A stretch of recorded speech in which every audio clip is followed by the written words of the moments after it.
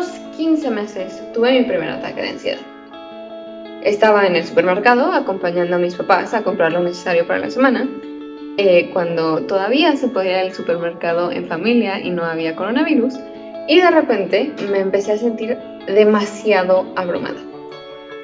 Cuando pienso en ello ahora, creo que lo más probable es que haya sucedido por un montón de situaciones que se fueron acumulando y de repente se desplomaron cual nieve en avalancha.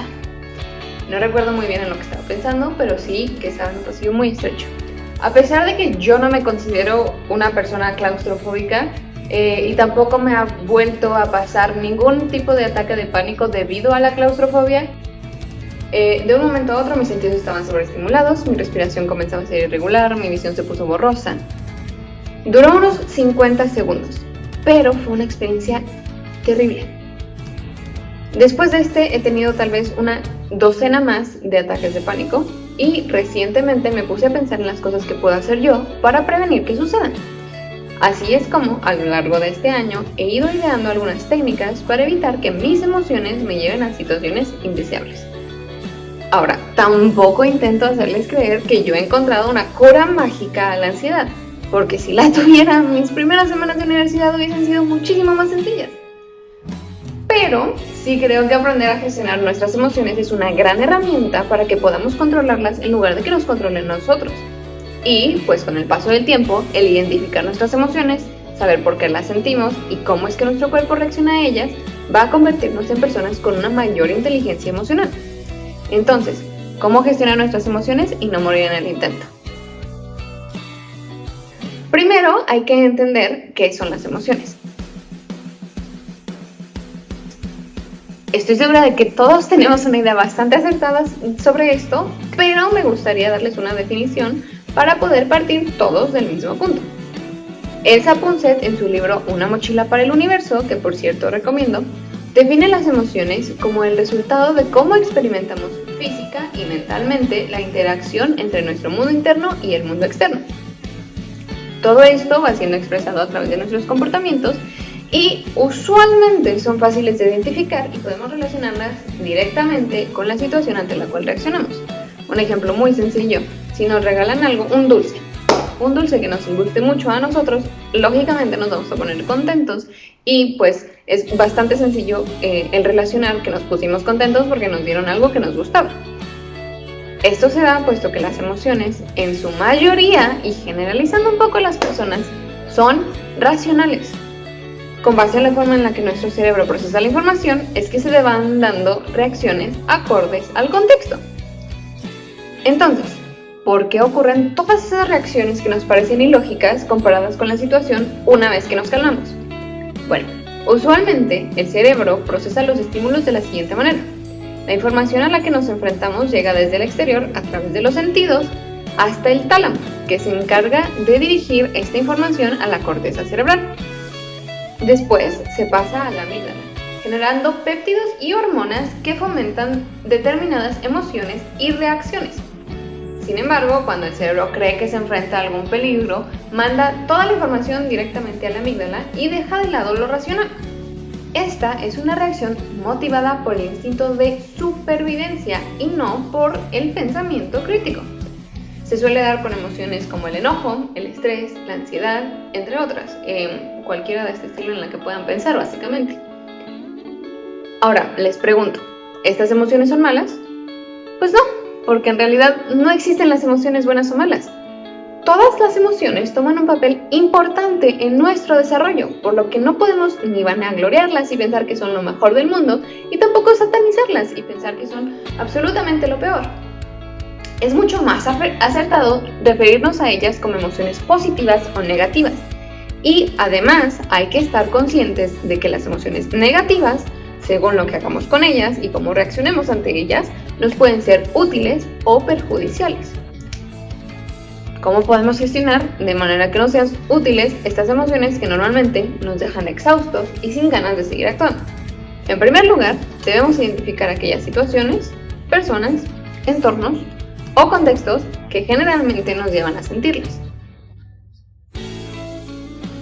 Yo me he dado cuenta que es bastante complicado detener un ataque de pánico una vez empieza a suceder.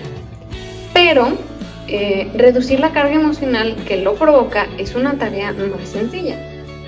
Claro está, ¿no? Ya estando en ese estado de ataque de pánico, todo se vuelve borroso y no sabe uno ni siquiera qué hacer. En muchas ocasiones no tenemos esa guía de tener alguna idea de qué hacer. Entonces, para este tipo de situación hay que identificar qué es lo que los provoca. Piensa en todas esas veces en las que te has enojado de manera exagerada, cuando has sentido un estrés que te consume. En aquellas noches en las que no podías dormir porque te sentías ansioso. E intenta analizar qué fue lo que te llevó a tener esa reacción. Una vez que hayas identificado estas causas y las emociones que te hacen sentir, te será muchísimo más sencillo predecir cuando te enfrentas a una situación que puede provocarte una reacción de este estilo. Una vez que aprendamos a identificar aquello que nos lleva a sentir estas emociones, podremos saber cuándo estamos a punto de reaccionar de esta manera. Es aquí donde entra el segundo mágico, que también menciona el Sapunzi. Este segundo es el momento en el que debemos volver a tomar control de nuestras emociones antes de que éstas nos alcancen a controlar a nosotros. Mi recomendación es respirar profundamente y de preferencia siguiendo un patrón. Yo hago lo siguiente: inhalar por 4 segundos, mantener la respiración por 5 y exhalar por 3, repitiendo las veces que no sean necesarias. No es el único patrón de respiración que existe, existen muchísimos, aquí en pantalla les voy a poner algunos. Pero con una acción tan sencilla como esta, estaremos llegando a un estado más calmado y así podemos actuar de manera mucho más racional de acuerdo con el contexto. Mi siguiente consejo es una técnica que yo aprendí de Micheline Malouf, que es una consejera autorizada de salud mental, que un día me topé en Instagram. Les voy a dejar sus usuarios aquí. Va a sonar un poquito extraño, pero a mí me ha resultado efectivo, así que confíen en mí. Dale un nombre a tu cerebro. ¿Y para qué? Bueno, además de que, según Punset, la palabra cumple una función estratégica en el desarrollo de nuestra especie, el darle un nombre a nuestro cerebro nos ayuda a poder desconectarnos un poco de la forma en la que nosotros estamos procesando alguna situación. Cuando comenzamos a sentir que nuestras emociones están tomando el control, hablarle a nuestro cerebro y decirle que tenemos las cosas bajo control y podremos lidiar con ello, nos va a ayudar a recordar que nuestra mente está de nuestro lado. Simplemente aprendió a afrontar las cosas de esta manera en algún punto de nuestra vida. Además, el hablarle a tu cerebro te va a ayudar a poder ver la situación desde fuera de tu perspectiva. Muchas veces nos encerramos en nuestras 4 paredes y nos dejamos absorber por esta situación sin ver más allá de ella. No nos damos cuenta de las alternativas que existen, solo estamos encerrados en que estamos metidos en un problema. Al darle el nombre a nuestro cerebro y salir de esta perspectiva, nos daremos cuenta de todos los caminos por los cuales podemos solucionar la cosa a la que nos estamos enfrentando, en lugar de solo ver el problema en sí. Por último, tenemos que darnos cuenta que nada de lo que sentimos es permanente. Las emociones van cambiando constantemente. En un solo día podemos llegar a sentir varias emociones bastante distintas entre sí. Entonces, lógicamente, cualquier emoción que sintamos va a pasar.